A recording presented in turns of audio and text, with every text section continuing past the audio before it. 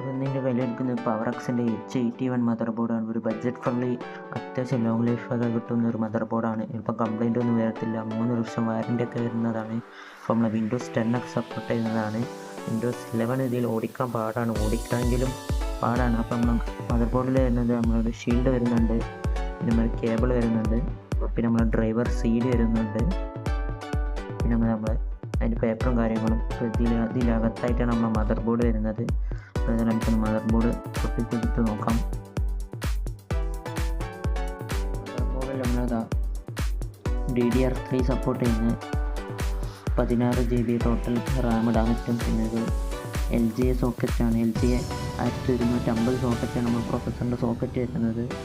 പിന്നെ നമ്മൾ പോർട്ടുകൾ വെച്ച് കഴിഞ്ഞാൽ 2 USB 3 4 USB 2.0 ഉണ്ട്.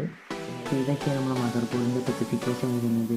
അപ്പോൾ ഇതിൻ്റെ ഏകദേശം 2500 രൂപ അടുപ്പിച്ച് വരുന്നുണ്ട്. അപ്പോൾ നമ്മൾ ഓഫ്ലൈൻ സ്റ്റോറുകളൊക്കെ പോയി വെച്ച് കഴിഞ്ഞാൽ ഇതിന് വില കുറഞ്ഞ് കിട്ടാൻ ചാൻസ് ഉണ്ട്.